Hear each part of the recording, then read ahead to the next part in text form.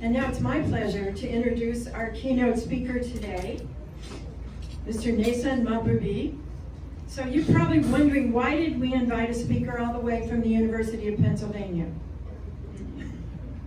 People have asked me that. As it turns out, Susan Redfield, who is not here today, but she has a table. Susan is the president of Long Beach, Sister Cities of Long Beach Incorporated. Susan and I both happen to be listening to the same National Public Radio program, and we heard him one afternoon, and she called me up and she said, "Did you hear that guy on NPR?" And I said, "Yeah, I did." And she said, "His message is so perfect for Sister Cities." And I had to agree. So Susan fished around on the internet and found his phone number and called him up out of the blue. And so we negotiated a little bit, and he agreed to fly 3,000 miles to be with us here this afternoon. And we're very happy that he did. And I think you'll agree that his background and message are perfect for Sister Cities, because we're all about people-to-people interaction, people-to-people diplomacy, getting to know the people who live in that country. Neysun is now the newly appointed director of the Penn Project on the Future of U.S.-China Relations. So he's bringing new voices and original thinking to the issues. He has 20 new scholars with expertise on China, as well as some senior advisors to foster their thinking, and then to use that new message, that series of new messages, I guess, to help influence U.S. policy. And being so close to Washington, they can do that. We over here have to yell in order to get Washington to pay attention. His primary expertise is administrative law, comparative law, and Chinese law. And formerly, he chaired the International Committee of the American Bar Association for Law and Regulatory Practice. And he's a frequent guest on mainstream media, so look for his face on CNN or Bloomberg TV, or of course CGTN. He's a regular there. He's previously taught at Princeton, the University of Connecticut, and Yale. And his JD is from Columbia, if I'm right, and the AB from Princeton. So it doesn't get much better than that. So I hope you will warmly give him a California welcome, Mr. Neysun Mahboubi.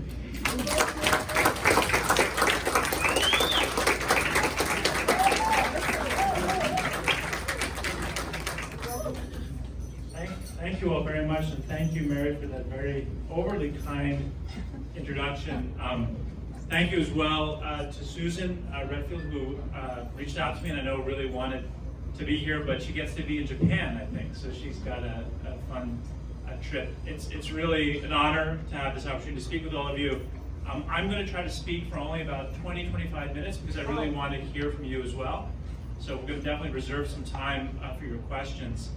I come here from the Northeast, from the city of Philadelphia. I just looked at the rankings. You're the 6th ranked port. We're the 23rd ranked port. We were the biggest port during the colonial era. That was a long time ago. Now we're probably not as known as much for being a port. But we do have a port. As Mary said, I am in closer proximity to Washington, so I can speak a little bit about the dynamics in Washington that have sort of roiled the waters of the U.S.-China relationship. One of the reasons I was really keen to accept this invitation is because I wanted to see what the discussion about China and the U.S.-China relationship was like far away from the world that I know the best. And in a place like California, where there are lots of other issues that are relevant to the U.S.-China relationship than the ones that we might focus on in Washington or in Philadelphia for that matter. So I really do want to learn from you as much as giving a chance to hear from me. And I've already learned a lot, and I thought all the presentations were wonderful. And also I'm really grateful that Deputy Consul General Shirt is here today, and we've become friends, and so we have people-to-people exchange happening in real time just from this event. let me say a little bit about that NPR interview that is the reason I'm here, the background to it. So you understand my positioning in this landscape of thinking about the US-China relationship and people-to-people exchange generally. And then I want to say a little bit about how my perspective fits in within the overall landscape of how we're talking about China in the US right now, especially in our national political discourse, and potentially what is the path forward. When we booked this particular event, the date and the time, I don't think any of us had in mind that it would be happening in the same week. And in fact, just a day or two after President Xi Jinping and President Joe Biden met a few hundred miles north. And so that really makes this conversation today even more important than I even thought it was when I first said yes to do this. And I hope we will think a lot about what that meeting portends for the future of the relationship. But to start with just a few notes about my own story. I'm a legal scholar. I studied Chinese law. I first began to be interested in China in the mid-90s when I was an undergraduate student. And completely by accident, I started taking Chinese in college. And because I was taking Chinese by accident, I was told, well, you should go to China for the summer and learn, Chinese in the context of the Beijing University of Beijing Normal University. That was my first trip to China. This was the summer of 1995. And I can still remember what it felt like as a 19-year-old on the ground in China to feel like I was seeing incredible political, social, cultural, economic change happening before my eyes. It felt like I was a witness to history in a really palpable and intoxicating way. I can still remember what that felt like. And I always feel like if anyone is exposed to that, and it doesn't have to be in 1995, could have been in 1985, 1975, 2005, 2015, when you're exposed to that, you almost can't think of anything else. It's such a dramatic story of a country of that size, of that population, of that dramatic modern history, of that millennia history, going through this kind of change in such a compressed time period. I almost can't believe anyone would study anything else after you're exposed to that. And so that's why I decided right after that to devote the rest of my professional and academic career to studying China, and in particular Chinese law. And in order to do that, I thought it was really important to keep going back to China, to be in close contact with my Chinese interlocutors, to really understand Chinese law, not from sitting in my office in Philadelphia or in a library in the East Coast, but being on the ground in China, traveling throughout the country, and talking to as many different people as I could. This was the oxygen of how I studied Chinese law. So the pandemic was an incredibly difficult experience for me in general, in all the ways that it was for all of us, but especially because I couldn't go back to China. I couldn't maintain those ongoing conversations that I was having for all those years in my career. So it was really important to me to go back to China the very soonest I could. And I did go back in June. I was one of the first American scholars, not the first, but one of the first to kind of go back to China.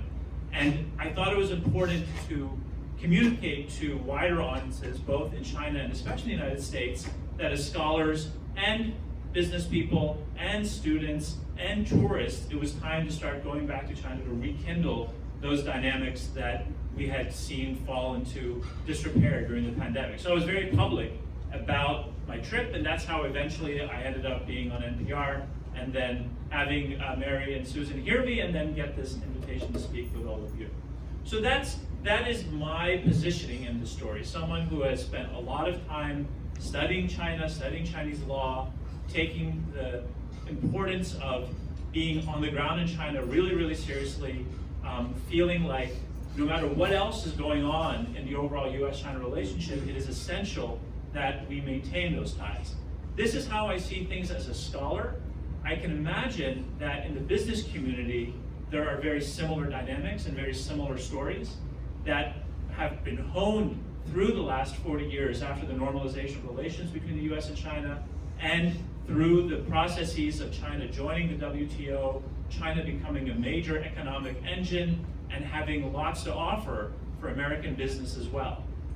As a scholar, my particular way of thinking is not exactly the same way that business people think, but I think our overall approach to seeing China as a place that was important, that we wanted to be invested in, and that we want to have real connectivity to is shared very much. And so I'm sure that business has also suffered as a consequence of the pandemic, but what business has especially suffered from is the downturn in US-China relations. That has also impacted my landscape as a scholar. I've become much more active in talking about and contributing to discussion about US-China relations because I was seeing how it was impacting the world of scholarship on China. But I know for a fact it has very much impacted the landscape for business. And this is the context now where we can think about the significance of the Biden-Xi meeting the other day.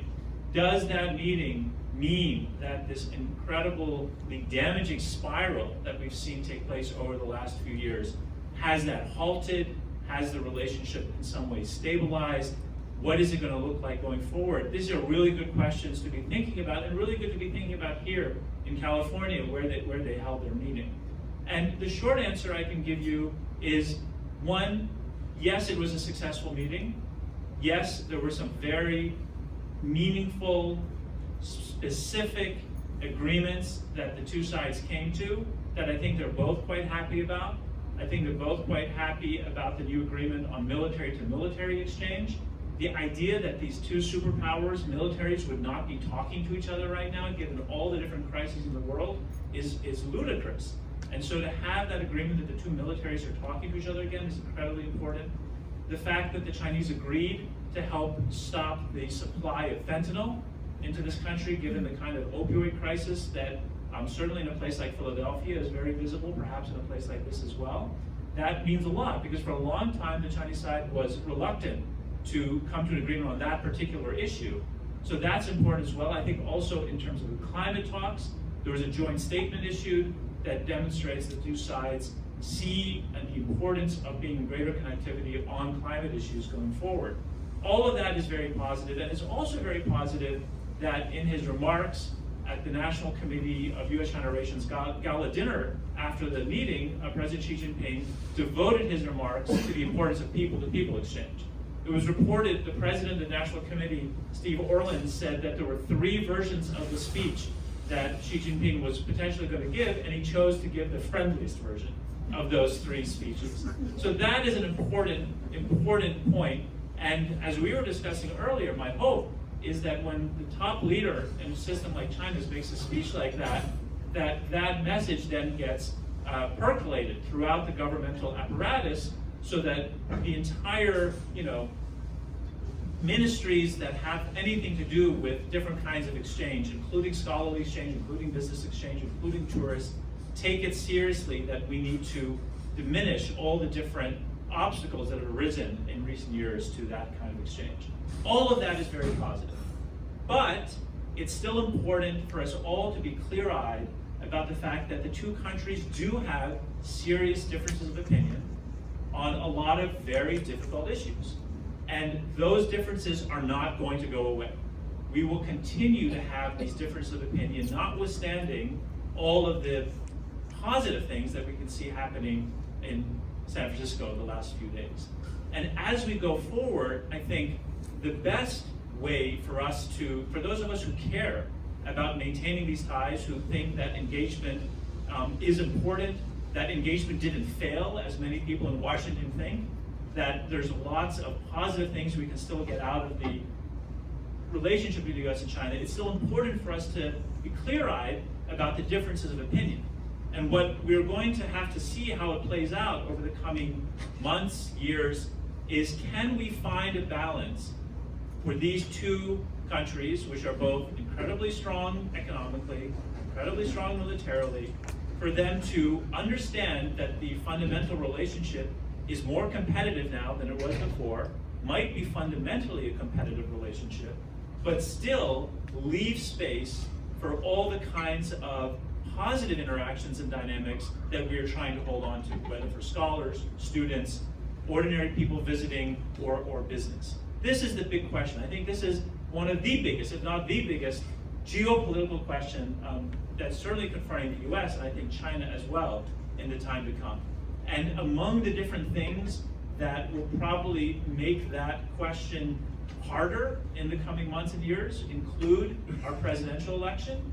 It is absolutely clear that during the lead up to the election, there's going to be a lot of aggressive rhetoric about China in the US.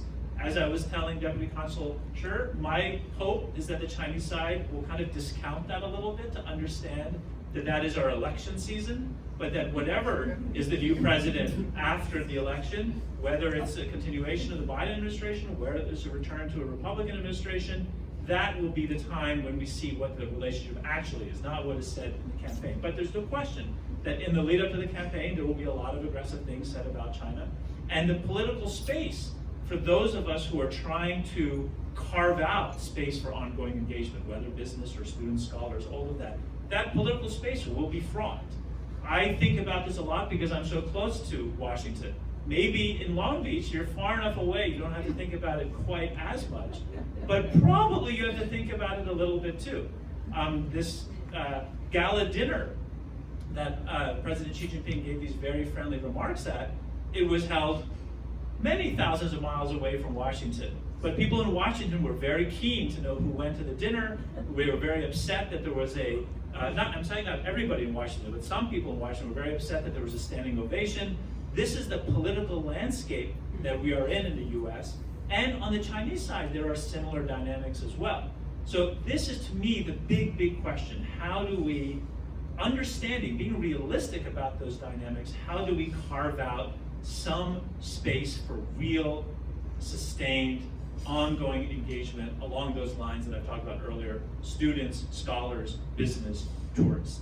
And towards that goal, I think events like this, the spirit of an event like this, the type of thing that this event is trying to promote is incredibly important. So what you're all doing here fits in a very, very important way into the overall dynamic of the US-China relationship. Because if through efforts like this, we can start to rebuild trust between people of the two sides, we can start to encourage students. I know there's going to be some students who are going to speak, students to start going back to China. We can create a ballast that can withstand some of the pressures of the larger political dynamics. And of course, that also extends to business. There are lots of ways in which American and Chinese business are incredibly closely intertwined to a degree that it's almost impossible to imagine that decoupling, as some people in Washington like to say, is really plausible. But there has been a lot of pressure towards that, towards cutting some of these ties. On the Chinese side, partly in reaction to that, there's a lot of discussion of trying to make the Chinese economy be protected against the connectivity to US business in particular. So these dynamics that are happening, it seems implausible that they can go very far, but they are happening. And if we think that that's going to come at the expense of business in the two countries, then this is a moment to at least make that point and make it well. Make it well means make it in a way that doesn't dismiss the security concerns that are on both sides, that doesn't dismiss the real political disagreements that are on both sides, but still finds a space to take advantage of the things that both sides can offer to each other in business. There are things that China can offer that we need for our economy. There are things that we can offer that China needs for economy. There are lots of things that China needs help on still. We were talking the other day about elder care. Elder care is a huge issue in China. And that is something that we, in our society, in our economy, we have a lot of expertise on. There are things like that that we can very much contribute to China in a way that is incredibly productive there. And on the perverse side, all sorts of things for our economy that China can contribute. The Chinese market obviously offers lots of different possibilities for American business. And as Chinese tech becomes more innovative, there are lots of things that Chinese tech can bring into our lives as well that is potentially helpful. But again, all of this has to be done in a way that is recognizing the political things that are problematic between the two countries and the security concerns. We can't not think about those. All of which is to say this is, I think, the most interesting time to be thinking about US-China relations. As much as I was incredibly impacted by the experience of being on the ground in China in the 90s, how much that drove the passion I had for learning about China and studying China in the years to come. This particular moment of the US-China relationship being, I think, the most important, the most consequential geopolitical relationship in the globe is also exciting in and of itself. And I hope the students who are potentially going to China soon think about that as well and go to China thinking that what they're doing is incredibly important for now and for the future. Let me stop there, and I really want to hear from all of you, and I'm again really honored to have the opportunity to speak with you today.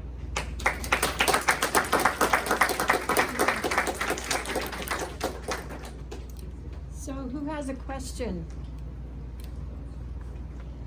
I'll bet somebody does. Yes.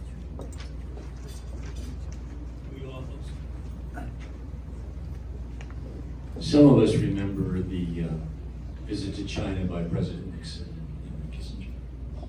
And that's been a moment we have talked about for a long time. How does this moment compare, if it does at all, with those meetings, with those events?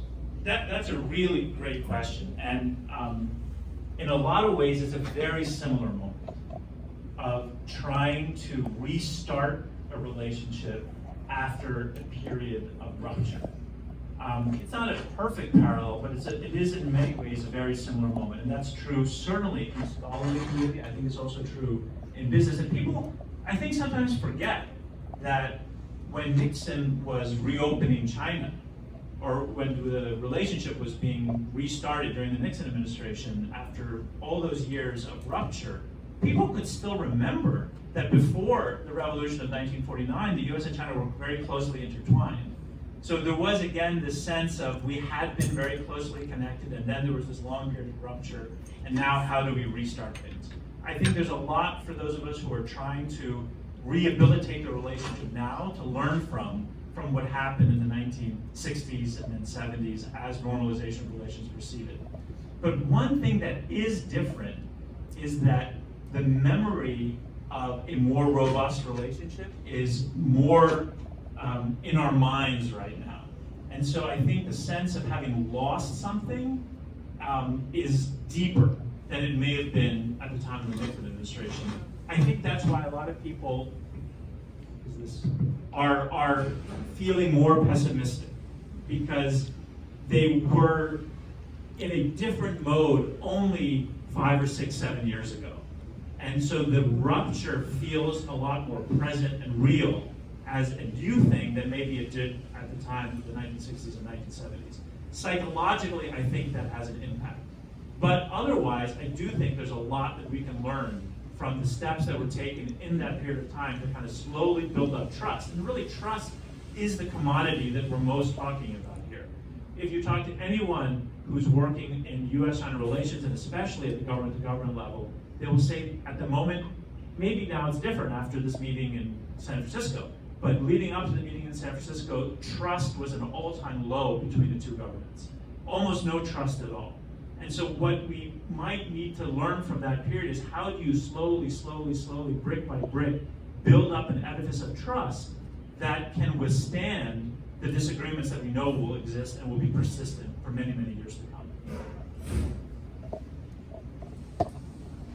Thank you, Neysun. Other questions? Yes, would you comment on the importance of the McCarthy hearings and the deterioration of our relationship with China? So the McCarthy hearings from the 1950s. Yeah, the anti-communist point of view. Yeah. So I think what I will especially speak to is that there is a concern, a genuine concern, that some of the dynamics that have been ascended in Washington in recent years are an echo of those dynamics back then. Not nearly to the same degree. I don't want to overstate the point. But there is a little of that flavor in the way that I think some actors in Washington have been talking about China and talking about people who might want to have more of an engagement approach towards China.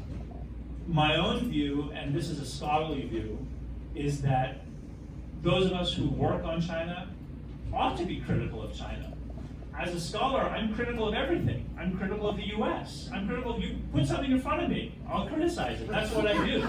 So if I go to China, that's the mindset that I'm going to adopt. But I think I do it as a scholar from a position of one, genuinely trying to understand the issues, and having at least some degree of empathy for what are the things that are generating the things that I'm criticizing. That's the approach I take. So I think, I'm not saying we should not be critical of China, but try to do it from a position of knowledge and facts and real attention to detail. That has not been the dynamic in a lot of our discourse in Washington about China. And that does feed into some of the things that feel a little bit like the McCarthy hearings. And I'll be very specific. There is this House Select Committee on China that has some flavoring of that period. So if you looked at their Twitter account the last few days, they were demanding to see the guest list of the American businessmen who went to the dinner with Xi Jinping. And then they found a few of their names and they put them on their Twitter account. If the House Select Committee cared about the Long Beach Qingdao Sister Cities Business Association, they would maybe ask, who came to this? What did I say? Of course, we are probably not on their radar, and that's good that we're not on their radar. But I think it's important to know that those kinds of dynamics do exist in our political culture. There are responsible people in our political culture that are keeping them from going too far, but we shouldn't forget what it looks like when it goes too far. We have that historical example, and hopefully that will keep us somewhat in check from some of these dynamics that are genuinely in play right now. Another question? Well, we've got some in the back and some in the front. Okay, you'll be next. Thank you. It's just fascinating. Love listening to you. I can see why NPR was really the hook. You've talked a lot about political differences in the past, which hopefully have turned a corner. Can you talk a little about cultural differences? So I have always felt that, and many of you have experience in China, and you can maybe feel if you agree with this, that Americans and Chinese are very similar.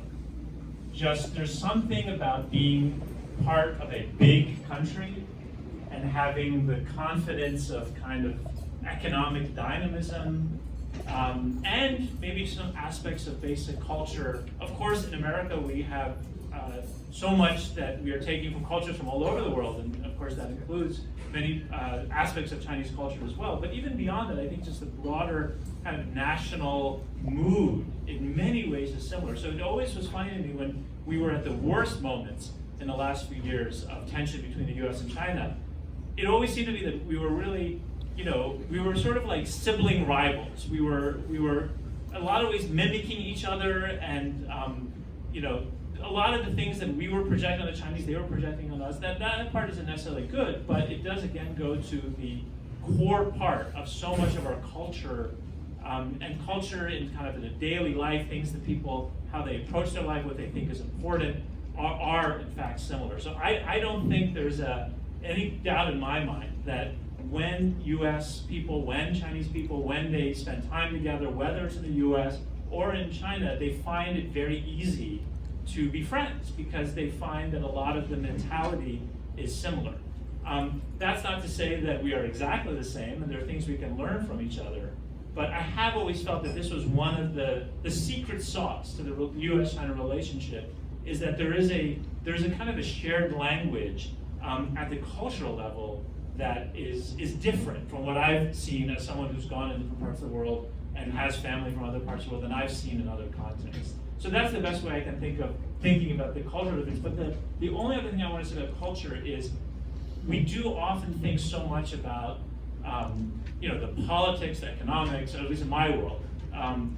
It is just, I think, important to also keep our eye on art, music, literature, These are all the kinds of things that a fully fleshed out dynamic of people-to-people exchange can support. And again, these are the kinds of things where the disruptions of the last few years, we've had a real impact. It will be very interesting to see what happens when the Netflix adaptation of this very, very famous Chinese science fiction novel, The Three Body Problem, is one of the most popular Chinese science fiction novels trilogy that was published in recent years. That's about to be a Netflix TV show.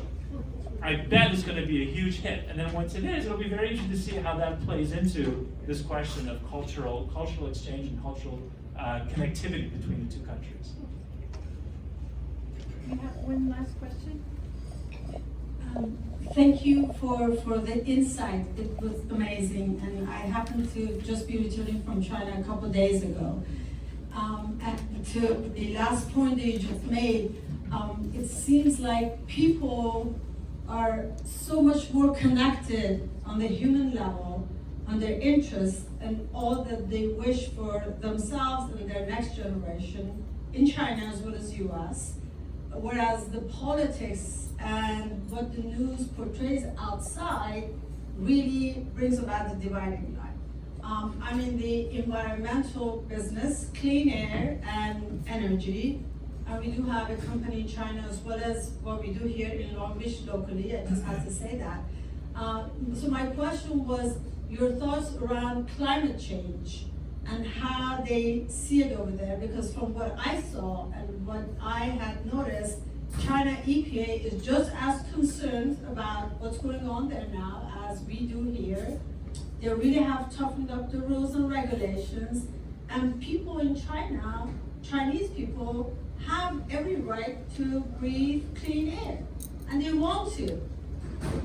And we always prepare where Chinese don't care and they're polluting the world, which is really not correct. So I wanted to see if you had a few comments to make about that.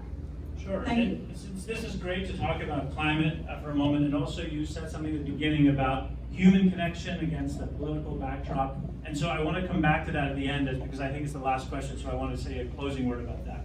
But on climate in particular, I have seen in the course of my time going back and forth to China, a big difference in the last 15 years of the degree to which the Chinese government is prioritizing taking actions to improve the environment generally, but also to think about the climate more broadly. I think this is one thing that, trust me, I could give you a whole list of things to be critical about of the last 10, 15 years, but I can say very genuinely that climate environment is an area where we've seen genuine progress in China over this period of time, and in part driven by the connectivity with the US. A very big factor in public opinion in China about the environment was when the US embassy and consulates in China were starting to release information some 15, 16, 17 years ago about air pollution levels in different Chinese cities.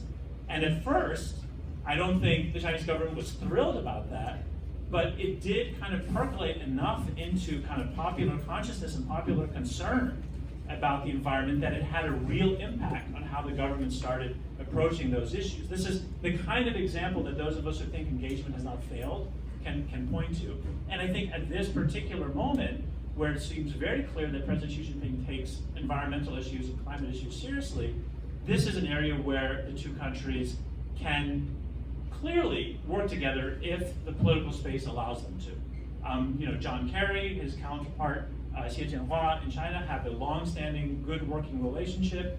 Again, from all accounts, the joint statement that came out of this meeting in San Francisco was on the basis of really productive conversations, and so this is really a place of optimism looking forward. But the last thing I just want to say as we close this off, because you talked about political differences and human, I think a useful way of making the point I want to make is to relay that when I'm in China in June and July, and I'm talking to my Chinese friends there, who have not had a chance to be in the US for some years, including very, very sophisticated people who have spent a lot of time going back and forth to the US. they genuinely thought that I'm coming from a country that right now is a dystopian hellscape of fires and shootings and drug addiction, and how can I possibly be safe? And they would never send their kids to a country like this. This is so dangerous.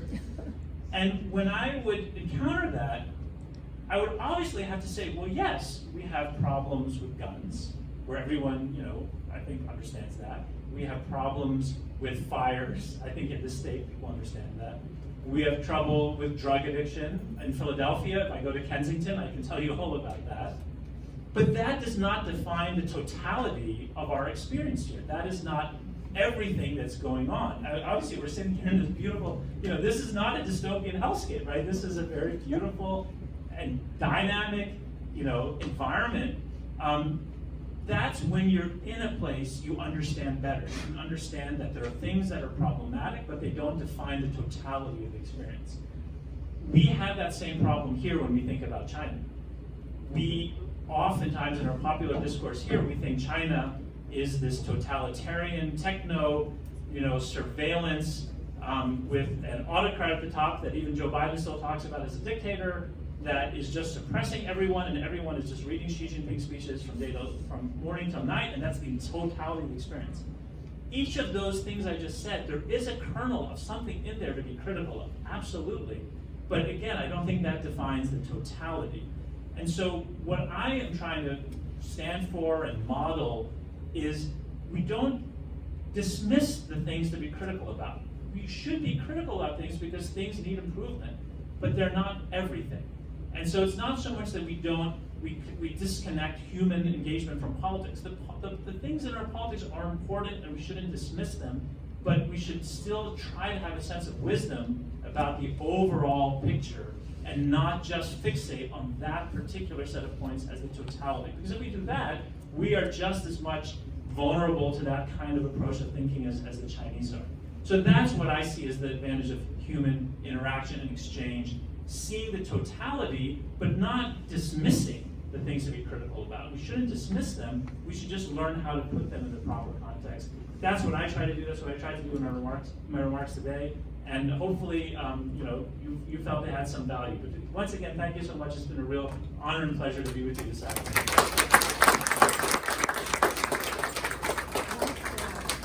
Thank you very, very much. We appreciate your coming all the way from Philadelphia with such an optimistic message. You give me faith and hope. Thank you. Thank you. We have a couple other things.